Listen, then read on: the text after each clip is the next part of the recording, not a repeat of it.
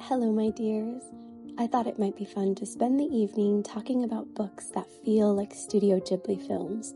If you've seen them, you know that they are filled with magic and whimsy and nature, and they are stunningly beautiful. So get cozy and let's spend some time looking at some of the most beautiful middle grade books that will give you all the Ghibli feels.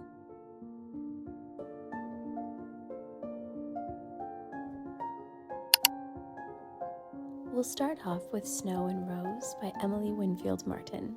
If the story doesn't pull you in immediately, the illustrations will, because this book is stunning. It's a reimagining of Snow White and Rose Red, where we follow these two sisters as they navigate their new life in this mysterious, scary, interesting forest.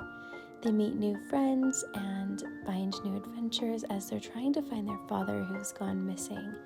It is a fever dream of a book that I think everyone will love.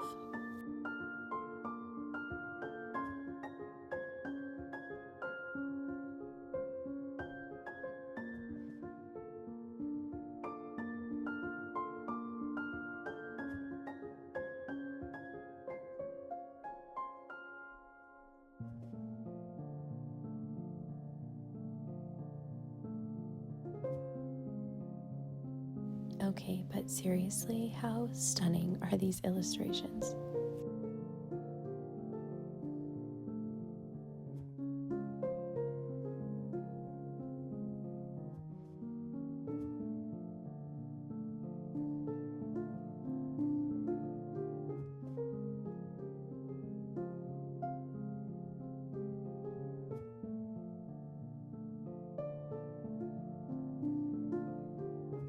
The next book on our Ghibli Vibes list is When You Trap a Tiger by Tay Keller. This book won the Children's Literature Award from the Asian Pacific American Libraries Association and also won the Newbery Medal. I will say I'm only a little ways into this one. I'm probably about a quarter of the way in, but it is beautiful. It's steeped in Korean folklore, and the story follows Lily, who sees a tiger, and it turns out to be this spirit that her grandmother stole something from, and now her grandmother's health is failing, and Lily has to return what was stolen in order to save her grandmother.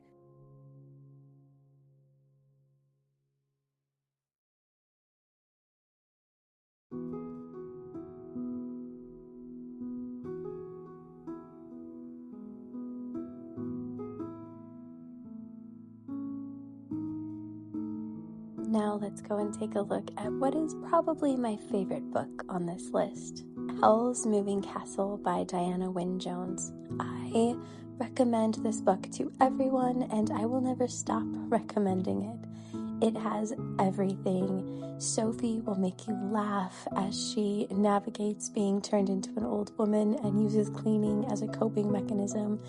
You have a fire demon, a wizard without a heart. This book just has absolutely everything you could possibly want in a story.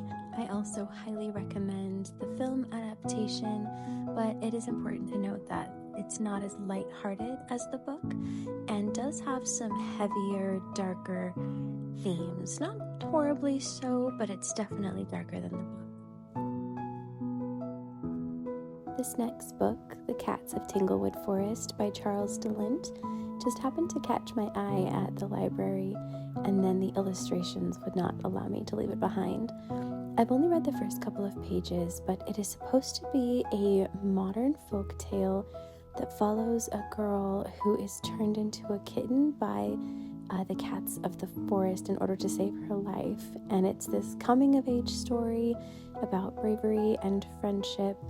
It seems to have some of the stranger themes that Ghibli films often have, and I am excited to see where this one goes.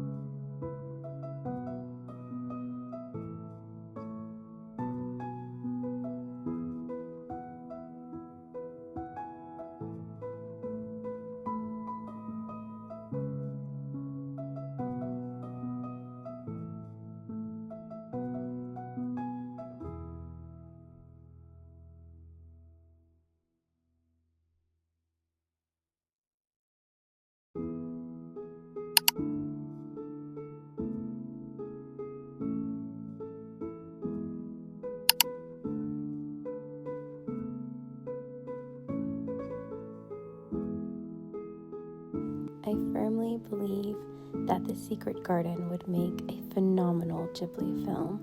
You've got this beautiful hidden garden, a girl struggling to find her place in the world, an unlikely friendship. It's just such a beautiful story. I know there is a movie adaptation. It scarred me for life as a child. So if you're like me and your only familiarity with The Secret Garden is the movie, do yourself a favor and read the book, because the book is much more lighthearted. It's not nearly as heavy or dark or sad. It's truly a beautiful story, and I love to revisit it every spring.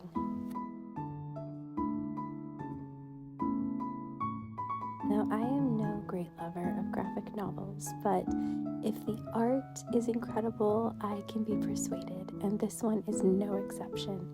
Song of the Sea, I didn't realize until recently, is actually a graphic novel based on the movie, whereas I'm used to it being the other way around and having movies based on the novel.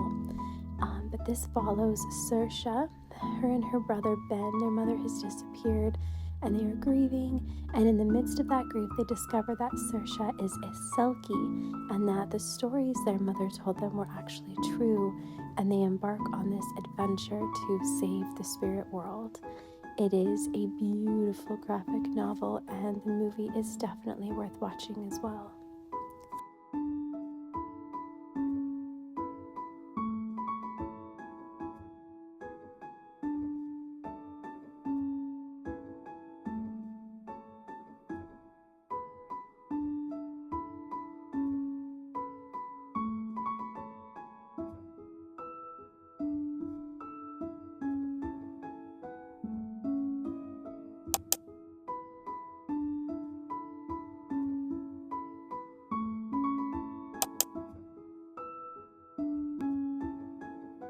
The Girl Who Drank the Moon by Kelly Barnhill is definitely the most Ghibli-coded book on this list.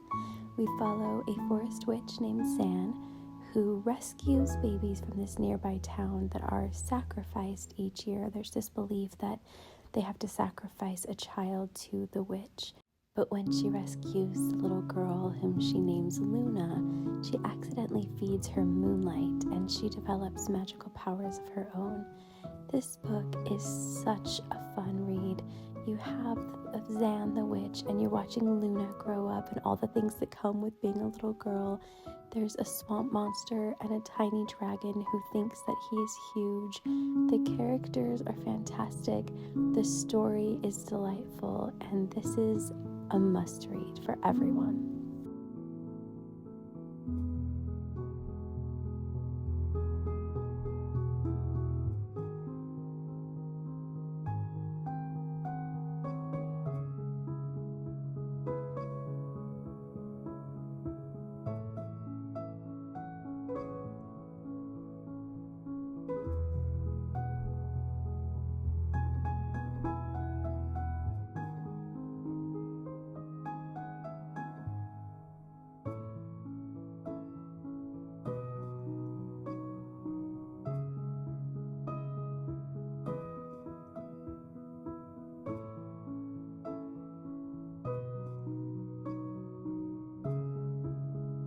Little Robot by Ben Hatke is the perfect companion to our late night snack.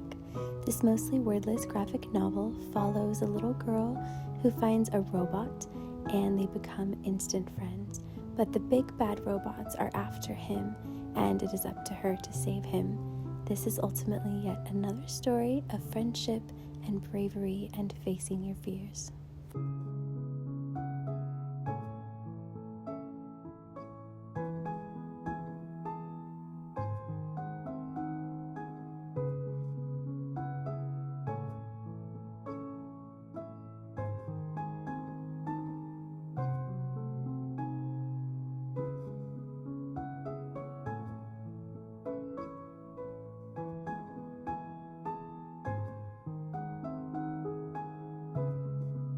Our last book of the night and current bedtime comfort read is Kiki's Delivery Service. This story follows Kiki, who's a 13-year-old witch, and her best friend Gigi, who is a black cat. They are leaving home for a year so that she can find a new town where she can practice her magic and learn to serve the people. People are not as accepting as she had hoped, and she learns to navigate challenging circumstances and really discover who she is.